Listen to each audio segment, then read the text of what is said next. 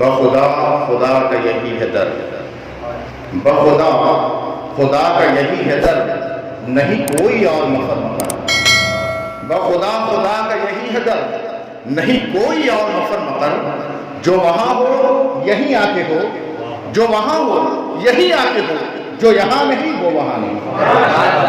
اور اعلیٰ حضرت فرماتے ہیں جب ان کے گدا بھر دیتے ہیں شاہان زمانہ کی گولی، جب ان کے گدا بھر دیتے ہیں شاہان زمانہ کی گولی، محتاج کا بھی عالم ہے محتاج عالم کیا ہے۔ اور عاشقوں کے لیے ایک شعر یہ ہے کہ طیبہ سے ہوا جب آتی ہے ہم سب کو سکون مل جاتا ہے، طیبہ سے ہوا جب آتی ہے ہم سب کو سکون مل جاتا ہے، جب اس پار کا یہ عالم ہے تو اس پار کا عالم کیا ہوگا، جب اس پار کا یہ عالم ہے تو اس پار کا عالم کیا ہوگا۔ آئیے ہم سبھی حضرات مل کر عقیدت و محبت کے ساتھ گنبد خضرا میں آرام فرمانے والے آقا حضور تاجدار مدینہ صلی اللہ علیہ وسلم کی بارگاہ بنیاد میں نذران عقیدت پیش کریں۔ پڑھیں بآواز بلند اللہ رب محمد صلی اللہ علیہ وسلم نحن عباد محمد صلی اللہ علیہ وسلم، سرورہ شاہا کریمہ دستگیرہ اشرفہ، سرورہ شاہا کریمہ دستگیرہ اشرفہ، حرمت روح پیمبر یک نظر کن سوئی ماں، یک نظر کن سوئی ماں، یک نظر کن سوئی ماں۔ اور اے اشرف زمانہ زمانے مدد ہوا، در ہے بستہ راز کلید کرم کشا، اشرف محمد دریا دریا وسینہ دارت، دشمن ہمیشہ پرغم با ذکر تو دوست دارت۔ عزیزان ملت اسلامیہ، خطبہ مسنہ کے بعد میں نے اس آیت کریمہ کی تلاوت کی۔ رب کائنات کا ارشاد بے نیاز ہے وَلَئِن شَكَرْتُمْ لَأَزِيدَنَّكُمْ وَلَئِن كَفَرْتُمْ إِنَّ عَذَابِي لَشَدِيدٌ۔ اس آیت کریمہ کا مفہوم ہم عام لفظوں میں یوں سماعت کریں کہ رب کائنات ارشاد فرماتا ہے کہ اگر تم رب کی دی ہوئی چیزوں پر اللہ کا شکر ادا کرو گے، شکر ادا کرو گے تو اللہ تمہیں اور دے گا، اللہ کی عنایتیں ہوں گی تم پر۔ وَلَئِن كَفَرْتُمْ إِنَّ عَذَابِي لَشَدِيدٌ، اگر تم نے اس سے منہ پھیر لیا، تم اس کے منکر ہو گئے، تم نے اللہ کا شکر ادا نہیں کیا، تو یہ جان لو کہ اللہ نے شدید عذاب بھی رکھا ہے تمہارے لیے۔ عزیزان ملت اسلامیہ، اس محفل کا اہتمام غالباً خواجہ غریب نواز کے نام سے۔ خواجہ غریب نواز کیا ہیں یہ جانتے ہیں کہ ہندوستان میں آمد سے پہلے رسول کائنات صلی اللہ تعالیٰ علیہ وسلم کی بارگاہ میں حاضری بارہا دیا کرتے تھے۔ میرے آقا حضور سید عالم صلی اللہ تعالیٰ علیہ وسلم نے آپ کو بشارت دی کہ تم ہندوستان کی طرف جاؤ اور وہاں پر اسلام کا پرچم بلند کرو۔ حضرت خواجہ غریب نواز علیہ رحمۃ والرضوان جب ہندوستان کی سرزمین پر آئے اور اسلامی پرچم کو بلند کیا تو آپ کے بڑے مخالفین ہوئے، ہر طرف سے لوگ مخالفت کر رہے تھے، ہر طرف سے ان کو روکنے کی کوشش کی جا رہی تھی، ہر طرح سے ان پر دباؤ بنایا جا رہا تھا۔ لیکن جب بندہ اللہ کا ہو جاتا ہے تو اللہ اس کا ہو جاتا ہے، جب بندہ اللہ کی رضا حاصل کر لیتا ہے تو ساری دنیا اس کے سامنے گھٹنے دیکھتے ہوئے نظر آتی ہے۔ یہی ذات ہے حضرت خواجہ غریب نواز علیہ رحمۃ والرضوان۔ جب آپ اجمیر کی سرزمین پر تشریف فرما ہوئے، آپ نے اسلام کا پرچم بلند کیا، لوگوں کو اس وحدہ لا شریک کے آگے جھکنے کی دعوت دی، اور حضور سرور کائنات صلی اللہ تعالیٰ علیہ وسلم کی رسالت کا اعلان کیا۔ اے لوگوں، معبودات باطل کو چھوڑ کر تم اس وحدہ لا شریک کی بارگاہ میں آ کر سجدہ ریز ہو جاؤ۔ پروردگار عالم نے جس مقصد کے لیے پیدا کیا ہے وہ مقصد لوگوں پر ظاہر و باہر کیا، لیکن لوگوں نے ہر طرح سے مخالفت کی۔ کبھی آپ کے سامنے جادوگر لائے گئے، کبھی آپ کے سامنے بڑے سے بڑے طاقتور انسان کو کھڑا کر دیا گیا، یہ آپ پر دباؤ بن جائے، آپ رک جائیں اور آپ اجمیر چھوڑ کر کہیں اور چلے جائیں۔ جب لوگ تنگ آ گئے، جب وہاں کے حکمران عاجز آ گئے، تو وہاں پر ایک دیو رہا کرتا تھا جو بڑا ہی طاقتور تھا۔ پروردگار عالم نے اسے بڑی طاقت دی تھی، لیکن وہ اپنی طاقت کا غلط استعمال کیا کرتا تھا۔ جب اجمیر کے لوگ عاجز آ جاتے کسی کام سے تو اس کے پاس جاتے اور اس سے عرض کرتے کہ اے دیو تو ہماری مدد کر، ہم اس کے بدلے تجھے تیری منچاہی چیز عطا کریں گے۔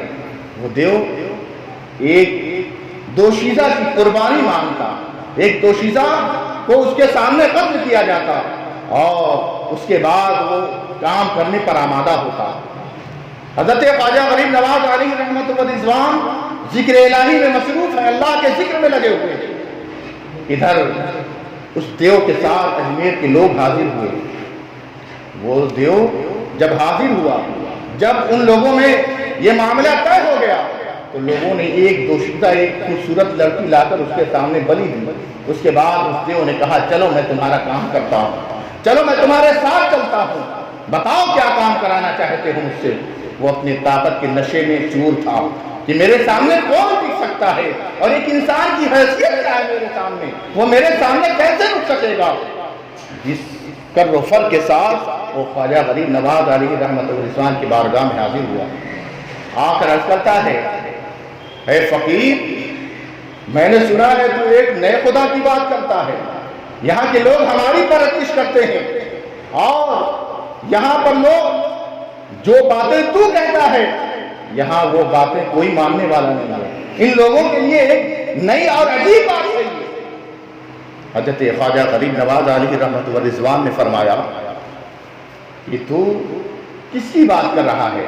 ہم تو اس وحدہ لا شریک کے آگے اپنے سر کو خم کرتے ہیں جو اس دنیا کا پالن ہار ہے، جس نے اس دنیا کو پیدا کیا ہے، تیرا بھی وجود اسی نے کیا ہے، تجھے بھی اسی نے پیدا کیا ہے۔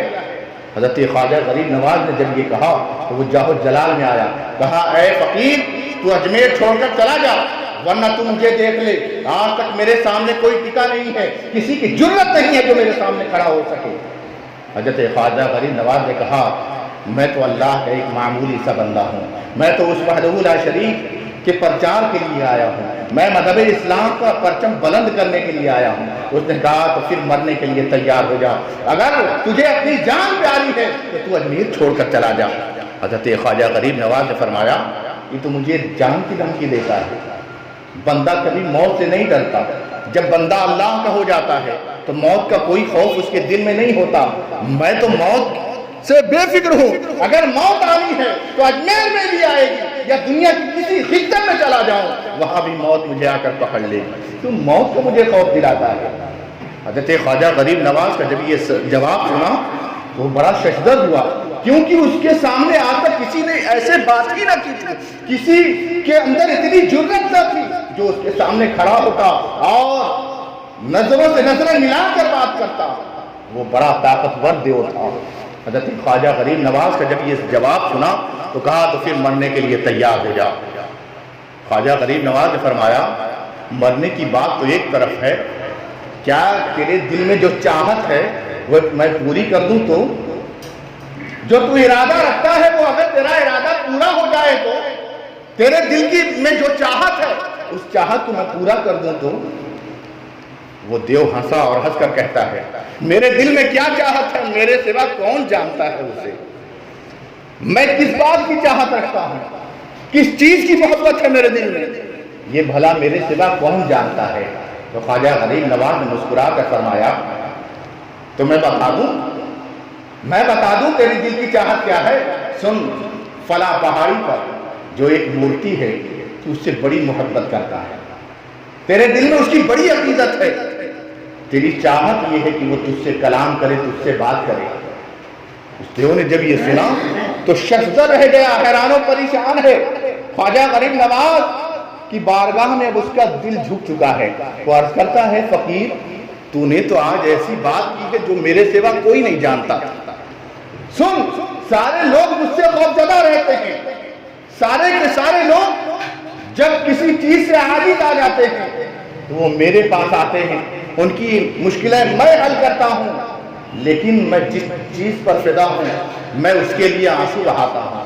خواجہ غریب نواز نے فرمایا اگر تو اس سے محبت کرتا ہے جس کے لیے تو روتا ہے، اگر وہ تجھ سے کلام کرے تو، اگر وہ تجھ سے بات کرے تو، اگر تیرے ساتھ چلے تو، اس نے کہا کہ اگر ایسا ہو جائے تو پھر تم جو کہو میں اس کے لیے تیار ہوں۔ خواجہ غریب نواز نے فرمایا اگر تو اس کے لیے راضی ہے تو پڑھ لے کلمہ طیبہ لا الہ الا اللہ محمد رسول اللہ، پڑھ کلمہ طیبہ۔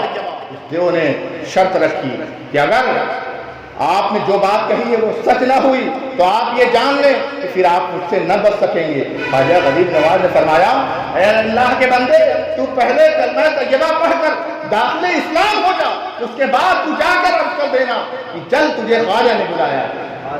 حضرت خواجہ غریب نواز نے کلمہ طیبہ پڑھایا اور داخل اسلام فرمایا۔ اس کے بعد وہ دیو عرض کرتا ہے اے فقیر، اب تو میرے ساتھ چل اور تو اس سے میری بات کرا دے۔ خواجہ غریب نے فرمایا کہ میں کیسے جاؤں، میں نہیں جاتا۔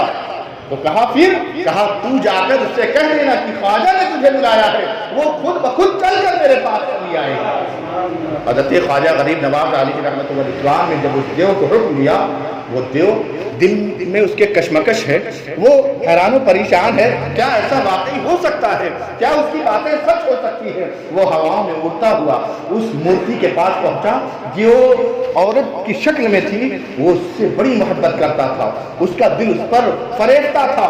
وہ جب دیو وہاں حاضر ہوا اور حاضر ہونے کے بعد اس نے کہا چل تجھے خواجہ نے بلایا ہے۔ یہ میں کوئی اپنی طرف سے بات نہیں کہتا، تاریخی کتابوں میں یہ واقعات موجود ہیں۔ حضرت خواجہ غریب نواز کا جب اس مورتی نے نام سنا ہے، وہ زندہ ہوئی اور عورت کی شکل میں ہو کر اس کے ساتھ ساتھ خواجہ غریب نواز کی بارگاہ میں غریب نواز اعلیٰ حضرت تنظیم پیغام اسلام، نعرے تکبیر، نعرے رسالت۔ تو یہ میرے خواجہ کی شان ہے۔ اللہ والوں کی شان کیا ہوتی ہے؟ اگر آپ تاریخی کتابوں کا مطالعہ کریں تو پتہ چلے اللہ والوں کی شان یہ ہوا کرتی ہے جب دنیا عاجز آ جاتی ہے جس سے، تو اللہ والے اس کی دلوں کی چاہت کو پوری کیا کرتے ہیں۔ ایک مرتبہ درود پاک پڑھیں، اللہم صلی علی سیدنا و شفیعنا مولانا محمد عدد ما فی علم اللہ صلاۃ دائمۃ بدوام اللہ صلی اللہ علیہ وسلم۔ یہ مرتبہ ولایت کوئی عام چیز نہیں جو بازاروں سے خرید لیا جائے۔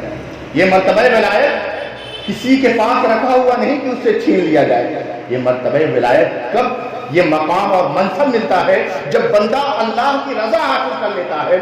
یہ 5 وقتہ نمازیں یہ فرض ہیں آپ پر، اس کو ہر حال میں کرنا ہے، لیکن اللہ کا قرب نفلی عبادتوں سے قرب حاصل ہوا کرتا ہے جب بندہ فرض سے ہٹ کر نفلی عبادتیں کیا کرتا ہے، ذکر و اذکار میں لگ جاتا ہے، اور اس کا منشا صرف یہ ہوتا ہے کہ ہمیں پروردگار عالم کی رضا حاصل ہو جائے، اللہ کی رضا اس کا مقصد ہو، ہمارا رب ہم سے راضی ہو جائے۔ تب پروردگار عالم کو جب وہ راضی کر لیتا ہے تو پروردگار عالم اسے عظیم مقام پر فائز فرماتا ہے۔ جب بندہ وہ مقام حاصل کر لیتا ہے تو اس کا حال کیا ہوتا ہے؟ ایک فقیر ہے جو لوگوں کو مصیبت میں دیکھتا تو کسی پیسے والے سے ادھار لے کر اس کا منشا پورا کرتا، اس کی خدمت کرتا، بھوکا ہے تو قرض لیتا، قرض لینے کے بعد جا کر بھوکے کو کھانا کھلاتا۔ اس فقیر کا کام ہی یہ تھا، صرف قرض لیتا چلا جاتا، لوگوں کی خدمت کرتا چلا جاتا۔ ایک دن وہ آیا کہ تمام قرض دینے والے لوگ اس فقیر کو گھیر لیتے ہیں اور عرض کرتے ہیں آج اب تم ہمیں ہمارا جو قرض تم نے ہم سے لیا ہے وہ واپس کر دو۔ اس فقیر نے کہا کہ آپ لوگ یہیں بیٹھ جائیں۔ ایک کے بعد لوگ بڑھتے چلے گئے حتیٰ کہ ایک ہجوم سا لگ گیا۔ جو بھی آتا اپنے قرض کو مانگتا کہ میرا دیا ہوا قرض مجھے واپس کر دو، وہ فقیر عرض کرتا کہ بس یہیں بیٹھ جاؤ، ابھی جب میں دوں گا تو سب کو ایک ساتھ دیتا چلا جاؤں گا۔ تمام لوگ اکٹھا ہوتے چلے گئے۔ ایک بچہ آیا جو حلوہ بیچ رہا تھا۔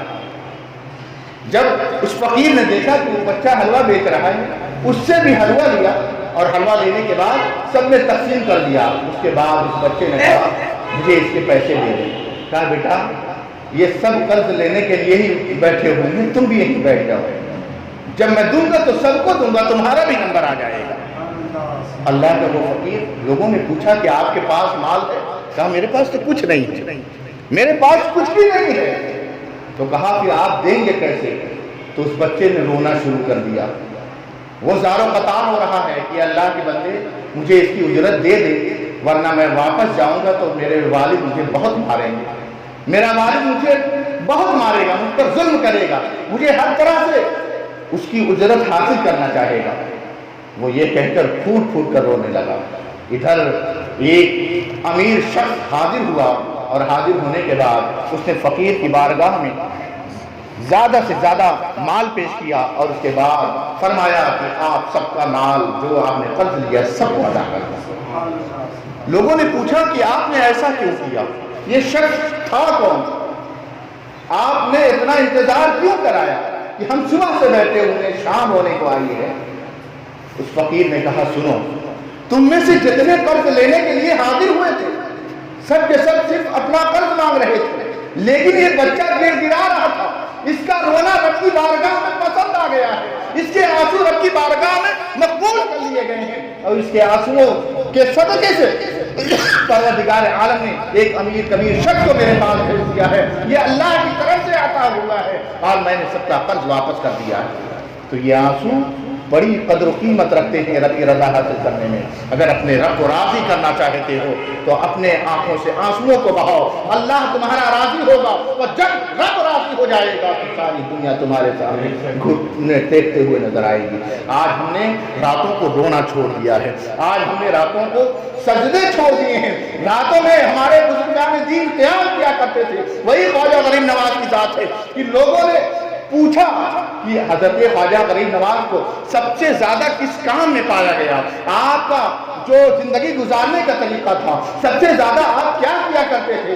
تو ان لوگوں نے بیان کیا کہ ہم نے خواجہ غریب نواز کو کثرت کے ساتھ ذکر الہی کرتا ہوا پایا ہے، سجدوں میں پایا ہے، روتا ہوا پایا ہے، رب کی رضا حاصل انہوں نے کی ہے۔ ہم نے سب سے جو کم کام دیکھا ہے وہ آپ کو کھاتے اور سوتے ہوئے دیکھا ہے کہ آپ کم سے کم سویا کرتے تھے اور کم سے کم کھایا کرتے تھے، بلکہ خواجہ غریب نواز سب کو کھلایا کرتے تھے، ان کا لنگر عام چلا کرتا تھا، جتنے لوگ حاضر ہوتے وہ کھاتے چلے جاتے، لیکن خواجہ غریب نواز کا یہ عمل تھا کہ سوکھی ہوئی روٹیاں پانی میں بھگو کر اسے آپ تناول فرمایا کرتے تھے، اور وہ بھی روٹی تعداد لوگوں نے بتائی ایک روٹی رہا کرتی تھی، اسے آپ پانی میں بھگو دیتے اور اسی کو آپ کھا کر اپنی زندگی گزارا کرتے تھے، اللہ کی عبادت میں مصروف رہا کرتے تھے۔ آج ہماری زندگی کا حال یہ ہے، ہمارے دل میں صرف دنیا بسی ہوئی ہے، ہمارے دلوں میں چاہت جو دنیا کی ہے، یہی وجہ ہے کہ آج ظالم حکمران مسلط کر دیے گئے ہیں، آج ظالم ظلم کر رہے ہیں۔ اگر ہم آج بھی اللہ کی بارگاہ میں سجدہ ریز ہو جائیں اور اللہ کے ذکر و اذکار میں لگ جائیں تو یہ دنیا ہمارے سامنے گھٹنے ٹیکتے ہوئے